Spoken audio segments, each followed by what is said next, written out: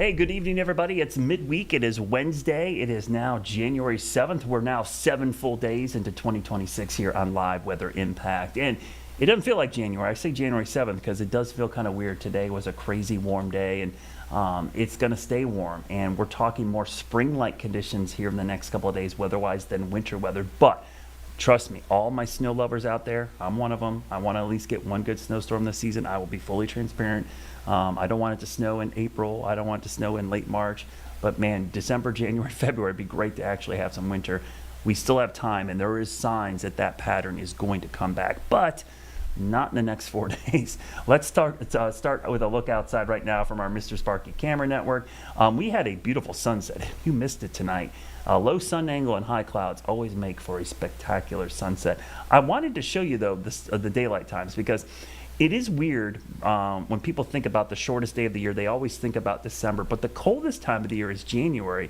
It's still getting colder, but the daylight is getting longer. There's a lag in the temperatures in the northern hemisphere. Just like the hottest days of the year are well after the longest day, the coldest days of the year are after the shortest day. And right now, we're adding a couple minutes of daylight each day. In fact, by the end of the month, we'll add over 30 minutes, a whole half hour. So tonight's sunset was 5:27.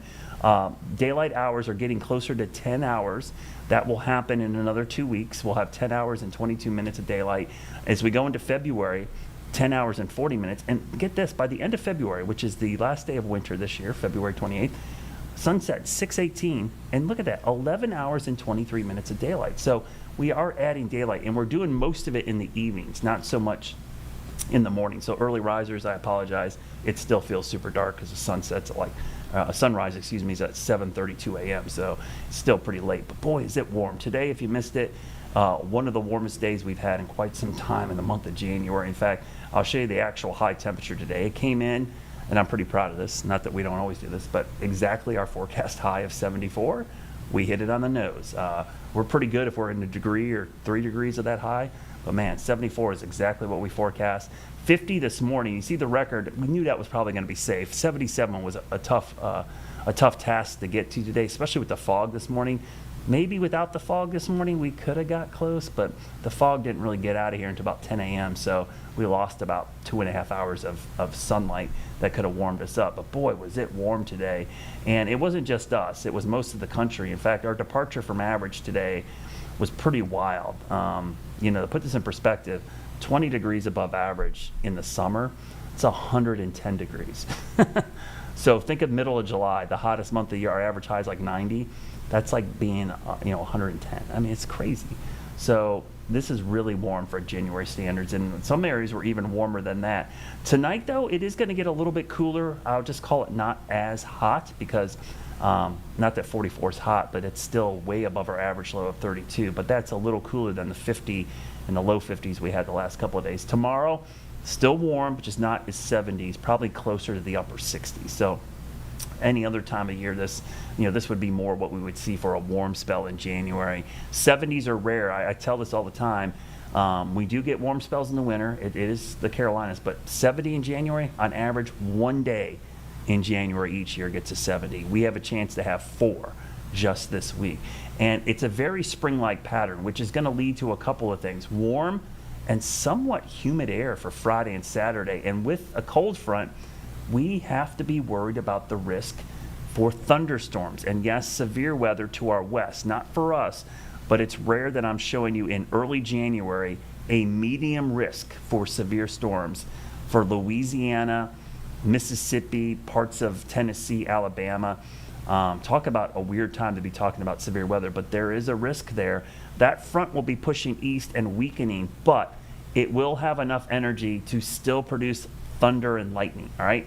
Lightning and a Panthers game, not a great mix. Now, that's not really 4 o'clock. That's more like 1 o'clock, if I pause it right there.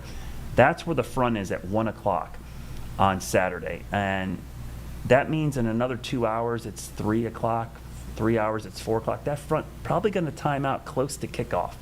And while it's not a ton of rain, it's certainly no washout. It doesn't look like the Tampa Bay game by any stretch of the imagination. When we watched that last weekend, tough loss. It was pouring. This looks like scattered. The problem is not the rain. It is the lightning risk. And so when I look ahead to the Panthers forecast for this weekend, and everybody's getting excited, and we'll talk about this with Tim as well because this is going to be pretty cool. It's going to be 71 degrees at kickoff with thunderstorms in the area. So it blows my mind. I'm saying that for our playoff game in January because back in November when we played LA, it was 47 degrees and drizzle. So talk about a change this go around. The rain forecast, most of the heavy rain is over in Tennessee. Our mountain counties could see some pockets of heavy rain, so just a heads up for our mountain communities. This will be beneficial rain. We actually need it. We're in drought. Tomorrow we get the drought monitor update. We'll see where we are. It's not going to be better. Moderate, severe drought for most areas.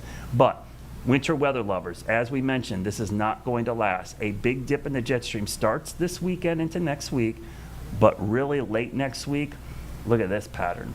This is a pattern that is very winter-like. You could see a little lobe of the polar vortex come down over parts of Hudson Bay. It doesn't come over us, by the way. You'll hear people say that. It doesn't. But a little lobe comes down over Canada. That will be the mechanism to drive much colder air into the southeast. That is a much colder pattern, cross-polar flow. Now, again, this is a long ways out. This is a week from tomorrow. So 8 days in the future. But that is a cold pattern that is beginning to shape up. And when we look at the long-range temperature outlook, 8 to 14 days out, you're starting to see the hints of this. This is the below-average temperatures over the Great Lakes, the Midwest, maybe down into the Carolinas. The gray is near average. So anything near or below average could be heading our way late next week. So a quick look at your Jerry Hunt Supercenter 7-day forecast. We'll show you the 7-day first. I'll show you the 10-day here in a minute. But you see the warm weather the next 3 days. Starts to cool off late this weekend, and we'll go 10 days in the future, and you can see there's the cool down. Right now, it's 8 days out, but mid-40s, that's actually 7 degrees below average. Morning lows in the 20s and 30s. So much colder air is on the way. No winter weather yet, but the pattern is starting to develop by later this month. We'll talk more about this, Panthers, the LA Fires, a lot to talk about coming up in 2 minutes.